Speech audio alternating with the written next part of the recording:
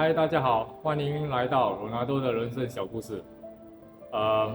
在我开始之前，请点赞、按赞、分享，打开小铃铛，谢谢大家。OK，最近鸟山明刚刚过世，所以其实我对鸟山明没有什么感觉，不过他创造的七龙珠对我人生影响大，所以大家都大概知道，认识我的都知道，其实我是跑长跑。其实，在我人生当中，鸟山明的七龙珠帮助我很多很多。很多人是看他漫画是觉得他的打斗很精彩，对，他的打斗其实都很精彩。其实，在漫画里面，他已经创造一个奇迹，就是一个巅峰状态，每个人都在觉得，我是觉得说每个人都在以他的剧本来改编，所以他已经是一种漫画的神的感觉。不过，当我看七龙珠，不单单是看他打斗，其实里面分享了学到很多人生观。他的悟空，他的七龙珠我是 OK， 不如我先分享我是怎么接触到七龙珠。就在很小的时候，我哥哥看七龙珠的时候，我就跟他借来看。那个时候已经看到武道大会了。那么武道大会其实我就看，这么有孙悟空，我们华人都认识孙悟空嘛，对吗？为什么孙悟空等等的，武道大会人家很好玩这样，我就看。不过我看了第一本看得有兴趣，我就从头看到尾，就开始从第一集慢慢看。那么在里面学到的是好多很好用的词语，就比如说，如果说你没有试过，OK， 你怎么知道结果？因为我记得他有一集打赛鲁还是打哪一个对手，他有讲到这句话，所以对我印象挺深刻这一句话。那么还有一些人在讲说，天外天人外有人，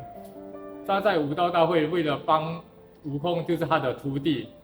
不要这么得意忘形，因为他第一次武道大会嘛，他就不要让他这么得意忘形，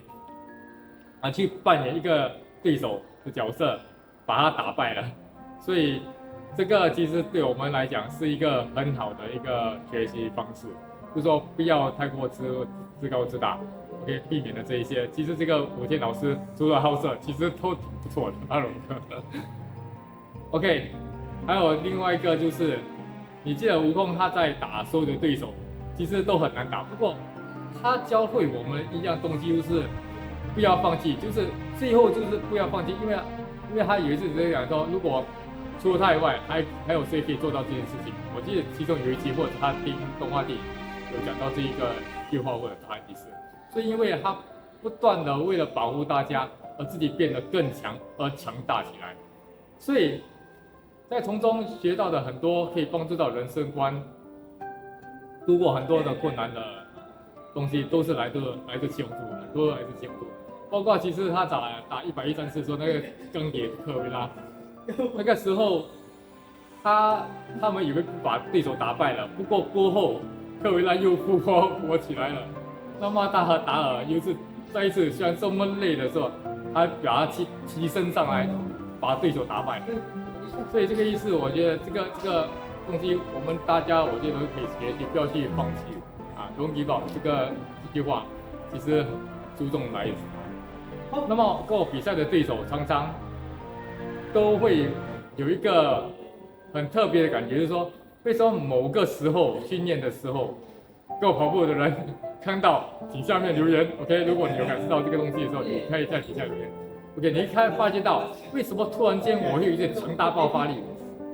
你真正的变超级赛亚人的时候，界王拳发挥出来，好，的确是来自七龙珠，的确不要怀疑，的确是来自七龙珠，因为那个时候我自己幻想超级赛亚人的那种力量、那种感觉，怎么样变超级赛亚人，点点滴滴我就灌输过我自己的那个感受，那个时候我的力量真的是来了，就爆发出来。所以这些帝王拳、超级赛亚人等等，刚开始我也是没有什么去留意到，不过就是那股力量来了。不过当你接触到吸引力法则的时候，你其实可以了解到，其实是从另外一个世界把它吸引过来的那股力量。是过后我学了吸引力法则过后，我才了解，其实那个时候那种战斗，你真的可以感觉到那种电流，其实在跑得快。真的是来了，OK， 所以有时候我跟我朋友讲，今天没有风，力量没有来不了。on 风的时候就是直接顺利的连接上，那鼓励量就来了。接完前，超级赛亚人做不做得到呢？其实超级赛亚人我们大家都懂，OK，当你发脾气的时候，你力量真的是提升，不过其实对身体不好，不要这样做，OK。接完前，以它的原理来讲，你要学到是可能的，这个是属于比较高一层的层次的知识来的，你要去好好去学，身心灵的方式啊，通过那边你会学连接到。当然我说的接完前自己可以使用，不可以使用。不是像漫画那种10倍、20倍半，你是可以有方法让自己现在的那种力量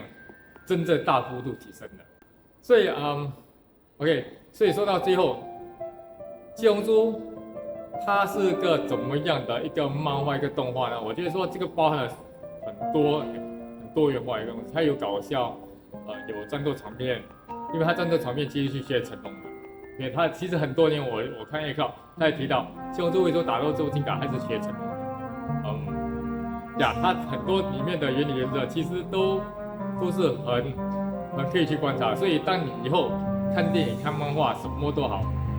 请不要单看他的 action， 就是看他的那个打斗，去好好去研究里面的